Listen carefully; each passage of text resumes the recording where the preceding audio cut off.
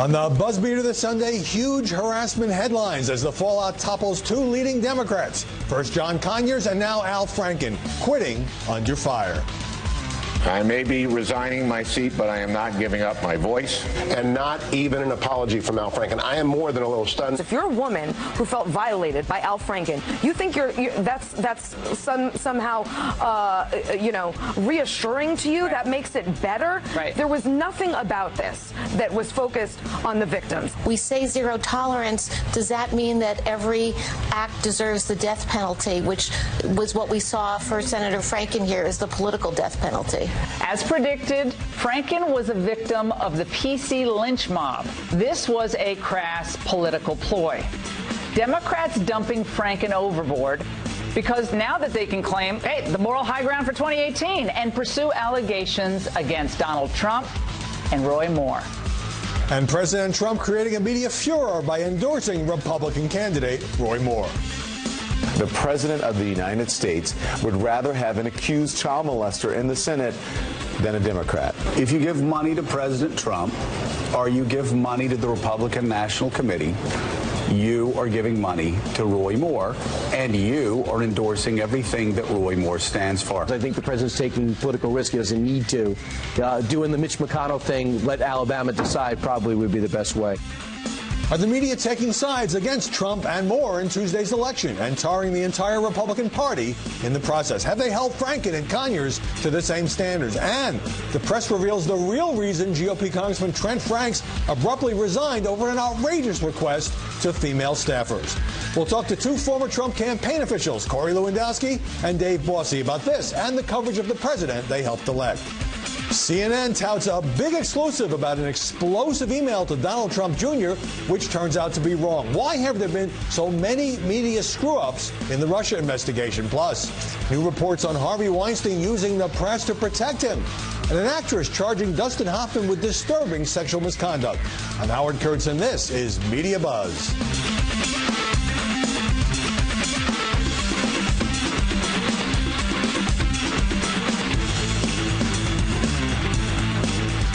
We didn't have to wait for the pundits to draw a partisan contrast when Al Franken resigned his Senate seat. The former Saturday Night Live star did it himself. I, of all people, am aware that there is some irony in the fact that I am leaving while a man who has bragged on tape about his history of sexual assault sits in the Oval Office, and a man who has repeatedly preyed on young girls campaigns for the Senate with the full support of his party. Joining us now from New Hampshire to talk about this and the coverage of the president, Corey Lewandowski, Donald Trump's former campaign manager and an advisor to a pro-Trump super PAC. And here in Washington, Dave Bossie, the former deputy campaign manager, president of Citizens United, and a Fox News contributor. Their book is called Let Trump Be Trump, the inside story of his rise to the presidency. Corey, many liberal pundits adopting the Al Franken line. If he has to resign, how can the president endorse Roy Moore as battling sexual misconduct allegations from 9 women, which he denies? Is it fair for the media to bring up this obvious discrepancy? Howie, there's a huge difference between Roy Moore and Al Franken. Al Franken was groping women while they were asleep. He thought it was a game. He had their hand on their breasts. He's taking pictures, sharing them on social media. That's one example. You know, in New Hampshire, Howie, there's something called street justice. You do that to somebody who's asleep, a woman, it's disgusting. He's a pig. He should have resigned. But ultimately, the people of Alabama have to decide if they want to elect a big government liberal or they want to elect a conservative but you just, hold on. to stand up. You just pivoted from what Al Franken did was bad, no quarrel there. The Democrats helped push him out. And then when it comes to Roy Moore and the potentially more serious accusations, you say, oh, it's up to the voters. Well, Howie, look, I'm not convinced Al Franken's going to resign from the Senate. What day is he leaving? You know, he never gave us a day. This is all media-driven. This is to let this story die down. Al Franken has not said which day he's leaving the Senate. In the coming days, weeks, months, he may be there for another 2 years. And ultimately, if he does stay, the people of Minnesota will get to decide. But look, you may not believe this. These guys in D.C. aren't actually truth tellers. Follow-up question for you, Dave Bossie. Is it fair for the press following the Franken shot there, to revive the story from last year in the campaign. Sure. You were there, that more than a dozen women made accusations against Donald Trump, which he denies. Sure. Let me just get to the facts of the Franken case. One, there is photographic evidence and an admission, okay, on the Al Franken side, and on Judge Moore's side, there are accusations, but he says that those did not happen. And the one piece of evidence, the yearbook, we now know has been tainted. So we don't have any evidence. One is clear photographic evidence, and another is accusations that are denied it, despite the fact that there were 9 women. So now you let the voters of Alabama make the call for themselves, whether they think it's been adjudicated. All right. Corey, the president has said repeatedly the Russia investigation is a witch hunt. It's ginned up by fake news. No hard evidence of Russian collusion, to be sure. But doesn't the Mike Flynn guilty plea show that this is a legitimate news story at the very least? Well, it's not a legitimate news story, and what Mike Flynn pled guilty to is lying to the FBI, which had nothing to do with the campaign, or Russia. And if Mike Flynn lied to the FBI or anybody else did, then they should be accountable for that, Howie. But that doesn't mean, and I was at the campaign from the beginning, Dave was there at the end, and the reason we don't even talk much about the Russia investigation and let Trump be Trump is because it didn't occur during the campaign. There was no collusion. I never spoke to a Russian. There was no cooperation. And if somebody lied to the FBI about their contact with a foreign government, they should be held accountable. But it had nothing to do with the outcome of the campaign. That's the difference. Let me ask you, Dave, about a bunch of recent news stories. Some saying president's out of touch with reality. He creates an alternative universe. He privately questioning the Access Hollywood tape. New York Times today says he watches up to 8 hours of TV a day, slurring his words in the Jerusalem speech, questioning his mental health. What does all this say to you about the coverage of this president? Well, we just have to go back in this past week, Howie, to look at the fake news divisions and what they've tried to do.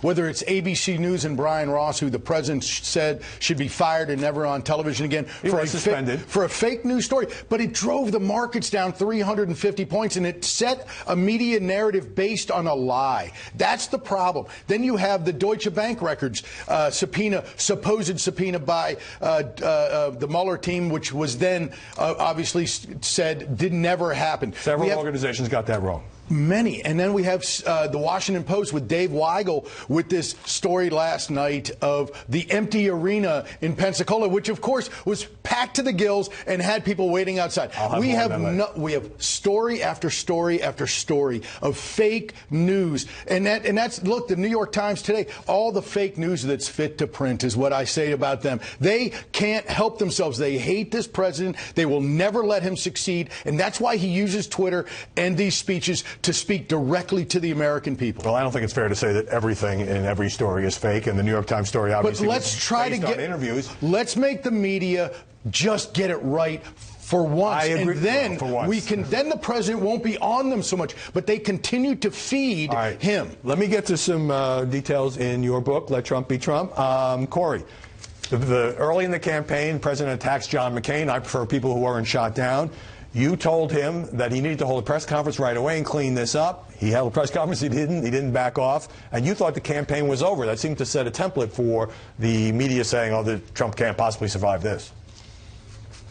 You're exactly right. And what I learned on that campaign and what the American people learned is he's going to fight for everything he believes in. He's going to double down. And what Donald Trump did on that campaign, in particular on this issue, is he raised the awareness that veterans needed more help in the state of Phoenix, Arizona, in the state of Arizona, because the Phoenix VA was a disaster. And that became a story. And if you look at disproportionately, the veterans supported Donald Trump. The first responders support Donald Trump. Our military supports Donald Trump. We talk about that in the book because he is willing to talk about issues on the campaign trail, and now is the presidency that no other candidate was willing to. You have set up my next question for Dave, which is the Supreme Court just cleared enforcement of the travel ban after many months.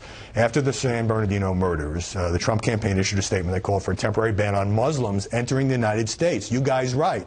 For us, the decision was simple. We wanted none of the other candidates to move to the right of us on immigration. But the ban on Muslims was deemed so offensive that it didn't make it into the travel ban.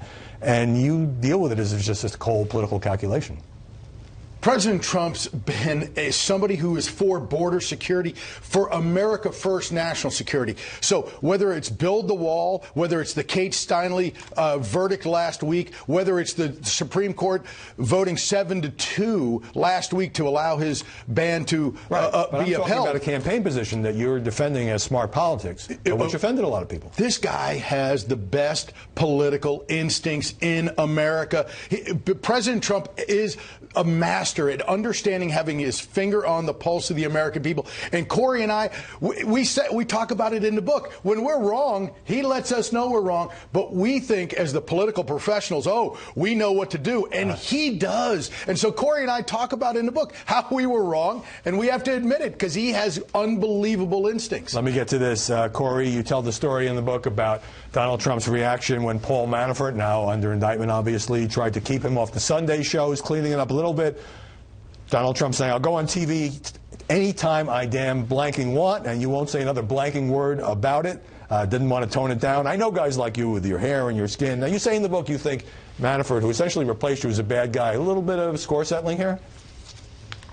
No, Howie, look, it's a truthful book. And what Dave and I talk about in the book is exactly what he just mentioned, which is Donald Trump has the best instincts. He is the best messenger. And for anybody who tried to change him, if you remember at that time in the campaign, Paul Manafort was down in Florida telling the Republican National Committee members, I'm going to remake Donald Trump. You're going to see Donald Trump 2.0, a presidential Donald Trump, which is what every other political operative in the world wanted to do because they thought that's what the American people wanted. What we say is, let Trump be Trump. He has been a phenomenal success. He knows what the American people want. He brought that message directly to them, and that, in large part, is why he was elected, because he's authentic. He's the blue-collar billionaire. He sees what the people want, and he delivers it for them. All right, I'll put you down as a true believer. Dave, in the book, end of the campaign, at that time when you did have a number of women coming out with the harassment allegations against then-candidate Donald Trump, he said, according to your reporting, you were there, those false accusers are killing us with the women's vote. And then you say Kellyanne Conway responded, it's not that, it's that you fat-shamed Miss Universe. Well, women spend billions trying to lose weight. So those kind of tweets against Alicia Mercado at that time were kind of the precursor to the tweeted insults and feuds he's engaged in as president, which you probably wish he would stop. I mean, he may have good instincts, but doesn't he pick unnecessary fights? You know what? I am one of those during the campaign. I told him many times not to tweet, and he felt that it was the right thing to do, and he ended up being right. And that's why letting Trump be Trump, the name of our book, is about him telling the American people, speaking directly to them. So, sir, sure, would I want him to not tweet here or there? Absolutely. But he understands what he's doing, and he gets it, and he's right. And I like him doing it. All right. Let me get a break here. More with our guests when we come back. And later, the latest botched story on the Russia investigation as CNN corrects a much-touted exclusive.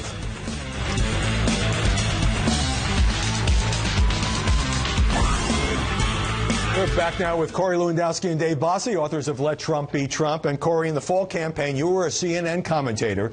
You were about to go on a Trump campaign trip. You were spotted. You got a call from CNN President Jeff Zucker, who said what to you? Well, he told me not to make the trip. He said, you know, you can't get on the airplane. That'd be a problem for us. Or you're gone. So I'm going to ask you not to go on the trip. And you know what I said? We're already wheels up, baby. We're out. But then you did something for CNN to try to kind of sort of solidify your position there. Got an interview. Well, obviously, you know, I actually have great respect for Jeff Zucker. I know your listeners aren't going to like that, but I do. I think he's a good man. But you know, look, I think what I tried to help to do there was this was immediately following what is called Billy Bush Weekend, which we detail in the book. And what we did there is Anderson Cooper then had a sit-down one-on-one interview with Melania Trump where she was very candid and set the record straight about what she thought about the story surrounding her husband in that Billy Bush Weekend. Right. And the day that Dave and I talk about in the book is where Donald Trump won the election. He won that at the St. Louis debate following that Billy Bush Weekend where he took his message directly to Hillary Clinton. We're short on time. So you say during the campaign in the book that Hope Hicks, now the communications director, had to perform what service for Donald Trump? And by the way, Mr. Lewandowski, were you not covering up your own complicity in that service? Yes, I was actually. Look, I had to go get the McDonald's run. There's nothing on the campaign that I didn't do. Howie, there were five people on the campaign. You say you all had to. You had to press his pants. Yes. Look, Howie, if I got to steam the clothes or I got to get the McDonald's or I got to pull the car around with 5 people on a presidential campaign, there's nothing you don't do. And I did it all. Hope did it all. Dan did it all. George Ajikos did it all. That's what you do on a small. We didn't have the juggernaut of the Clinton cabal, 900 people. There was 5 of us. I didn't even know it could be done while you're still wearing the pants, Dave. You both right that you went to see the president last May. You thought from the groundwork that you were both going to be offered senior White House jobs. You were relieved when that offer didn't come. Why? Why wouldn't you have wanted to go into the White House? You know, I won't speak for Corey on this, but for me, for my family, for my own health, you know what? I want to serve the president how best I can, whether it's from the outside or from the inside. And Corey and I are kind of soldiers in that movement, and we would do whatever he wants. But for me, it was a relief that I didn't have to go in, and he was protecting us from potentially a staff shakeup that was coming. Corey, I got half a minute. Same exact thing. Look, Dave and I both have young families. We put a lot of time into the campaign. The families made the sacrifice. And working inside the White House is like being in the Super Bowl. It's the greatest privilege for a political operative, but it also is a massive amount of commitment because it's 18 hours a day, 7 days a week, no breaks. So I think Dave and I are great surrogates on the outside for this president. We can say and do things you can't do if you're inside that building. Excellent point, and you do get to spend a little bit more time with your families when you're not promoting the book. Dave Bossy here. Corey Lewandowski in New Hampshire, thanks very much for joining us. Thanks for having us. Ahead, a new and damaging account from an actress who says Dustin Hoffman sexually assaulted her several years ago, many years ago. But first, CNN discloses a damaging email involving Donald Trump Jr. and WikiLeaks, but the story falls apart. After the leaks began, when Donald Trump testified behind closed doors on the Hill, CNN was promoting a major scoop. The breaking news this morning we have to report is a CNN exclusive in the Russia investigation. Donald Trump, his son Donald Trump Jr., and others in the Trump organization, they received an email in September 2016 offering a decryption key and website address for hacked WikiLeaks documents. But that, as CNN had to acknowledge, turned out to be wrong. The unsolicited email to Don Jr. actually came 10 days later. So, rather than offering secret access to undisclosed information, it simply pointed the campaign to hack messages that had already been made public. Joining us now to analyze the coverage. And then CNN apologized just a little while ago. They apologized. Oh, thank you, CNN. Thank you so much. You should have been apologizing for the last 2 years. That was the president the other night. Joining us now to analyze the coverage, Molly Hemingway, senior editor at The Federalist. Jessica Tarlov, senior director at Bustle.com. And Mara Liasson, White House correspondent for NPR, all our Fox News contributors. Molly, how serious was this blunder by CNN about the president's son? Well, it's hard to underestimate, or overstate, I should say, how much they were hyping this story. This was the first evidence of smoking gun, of actual collusion between Trump and Russia to steal the election. And so that was how the news played out, and a lot of people sort of fell for it. Turned out that it was, like so many other stories that we've gotten on this narrative, a complete nothing burger. I mean, the email was from some random person who was sharing publicly available information. This is the pattern for so many of these stories. I mean, this is not the first time it's happened to CNN. It's not even the first time it happened this week that a major story blew up like this. That at some point you actually have to start asking, maybe the real scandal is how the media fell for this Russia-Trump collusion narrative and how they've been involved in perpetuating it. Well, MSNBC and CBS also picked up the story saying they had confirmed it. But on this question of, there's been this run of media mistakes. ABC's Brian Ross last week, as Molly points out. Earlier, CNN had to retract and fire employees over Anthony Scaramucci's story. And the president saying fake news CNN made a vicious and purposeful mistake. I'm not saying it's purposeful, but it's not looking good for the news business in terms of these Trump stories. No, it absolutely isn't, and I think this is why there are a lot of people on both sides of the aisle who are saying actually maybe there wasn't a Russia-Trump collusion story in the first place. I mean, there's certainly things that raise eyebrows. We know we've seen a number of indictments. Obviously, the Mueller investigation is finding things, and characters like Paul Manafort and Carter Page are never going to win Citizen of the Year. Mike Flynn. And Mike Flynn, absolutely. But I do think it is... it's difficult, and we did it also at Fox. We had one with the forgery on the Roy Moore story, which we'll get to later. But I do think it's tough, and it just feeds Donald Trump, absolutely, and he can make that case. And gives people him plenty of ammunition. And Mara, CNN says reporter Manu Raju, who we just saw, won't be disciplined because the sources, multiple sources, who told him of this email got it wrong. but he thought it was solid enough to air, and CNN obviously hadn't seen the emails. Does that get him off the hook? Well, you know, what he said in the clip you played was in September. But CNN also had put on its website September 4th when it actually was September 14th. Right. Maybe that was a typo, but there's a big difference because at one point it wasn't public, right? Yeah. And it wasn't. But I think that if the pressure is to come up with scoops, especially scoops that are going to show that Donald Trump colluded, smoking gun scoops, you're going to be held to a very high bar because the President of the United States has an explicit strategy to delegitimize the media and say that everything's fake and this investigation is fake. So yes, every time the media screws up, it's really bad. Meanwhile, a number of conservative pundits following the president's lead in criticizing, attacking the FBI.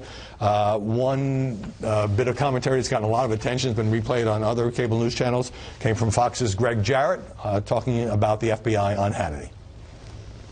And Mueller has been using the FBI as a political weapon. And the FBI has become America's secret police. Secret surveillance, wiretapping, intimidation, harassment, and threats. It's like the old KGB that comes for you in the dark of the night, banging through your door. Former Republican Congressman Mike Rogers said those comments were dangerous. Did he go too far? Well, I mean, sure, that's a quite extreme thing to say. At the same time, I think journalists like to think of ourselves as people who hold people in authority accountable. And there is so much that has happened for the last few decades with the politicization of the FBI. And this is something we've seen in our history, a highly politicized FBI where people have to come in and kind of rein it in. And there are problems with the Mueller probe. And I think it would make sense for journalists, rather than just uncritically accepting everything that comes out of the Mueller probe or uncritically accepting how it's run, maybe pose some questions. I mean, even the things that we've seen that come out that concern it, just the hyper-politicization of the people involved, that hasn't come through much media digging, but other investigations. Just briefly, it is fair to criticize the FBI, and Mueller has made mistakes, but comparing to the KGB... I mean, it's reminiscent of what Donald Trump was saying on the campaign trail, where he was talking about the intelligence agencies and talking about 1930s Germany. I mean, this is not how we do things. It's not how we talk, and there's middle ground between what Greg Jarrett said there and a valuable criticism of the FBI. I mean, we just had Christopher Wray testify this week. We heard from Rod Rosenstein that the probe is going as expected, that the morale is not where it is, that this is not hyper-politicized. But we're not getting good information from the FBI. I mean, there are congressional overseers who are trying to get information. Namely, was this Russian dossier used to secure a wiretap on an American citizen? If that's true, that's horrifying, and that's something the media should be digging into. Much more to say about this, but I got to get in another break. Up next, two top Democrats forced from Congress. The press play a role in Al Franken's and John Conyers resigning. And later, how New York gossip column dug up dirt for Harvey Weinstein.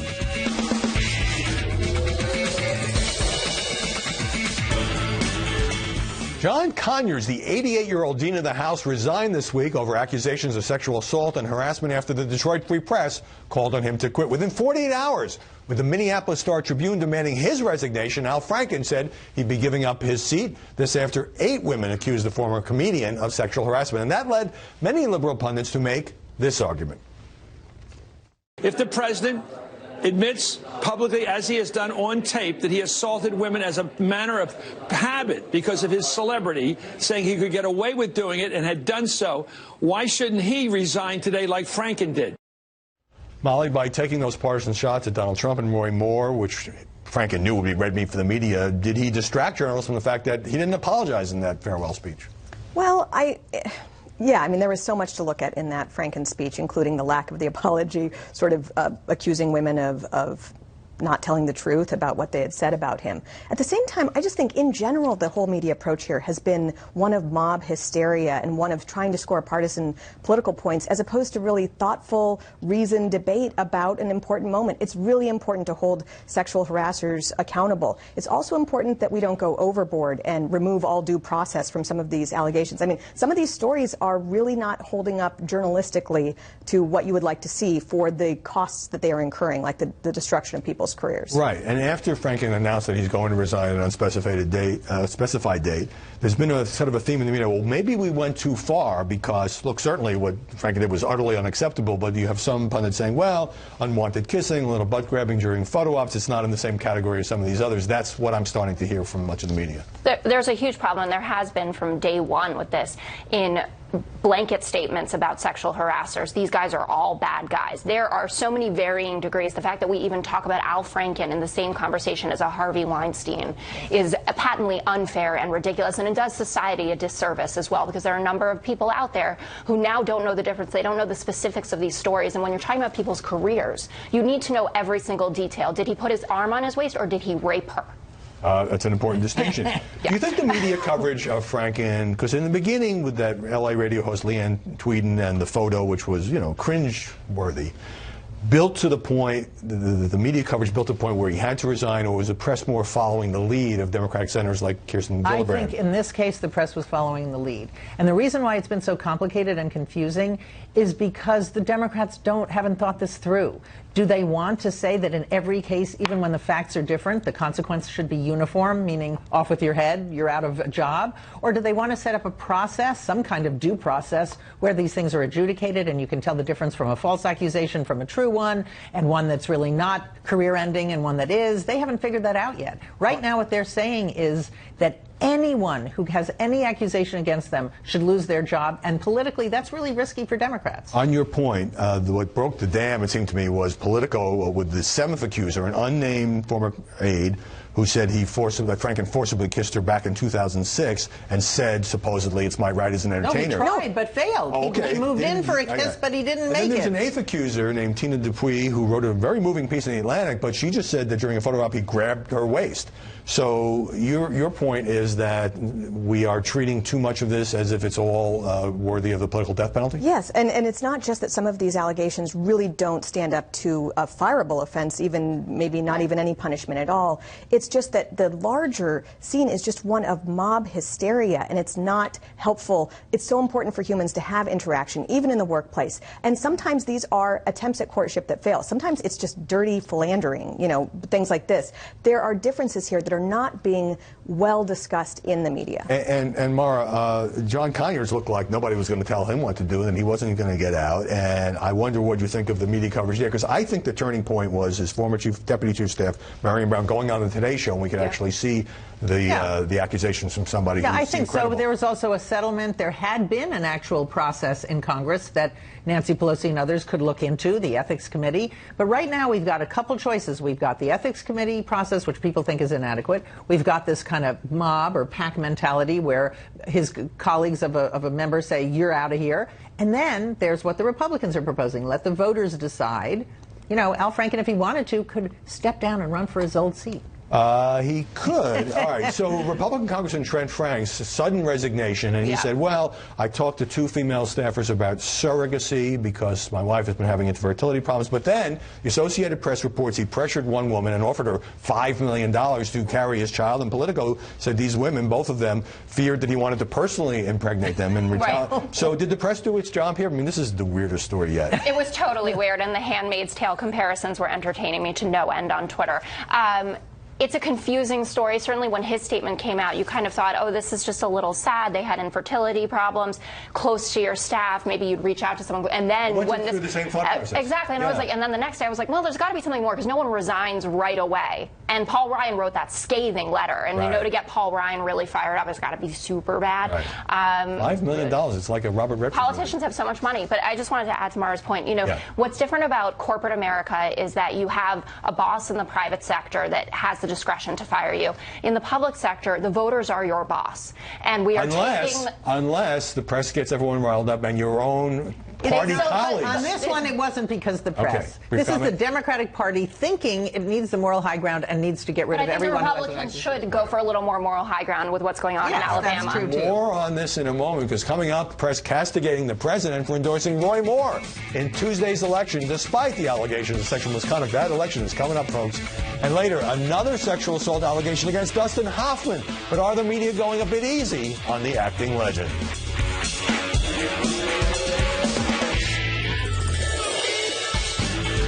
While 2 top Democrats on the Hill were resigning this week over sexual misconduct allegations, President Trump created a media furor by endorsing Alabama's Republican Senate candidate and touting him Friday night at a Florida rally. And we want jobs, jobs, jobs. So get out and vote for Roy Moore.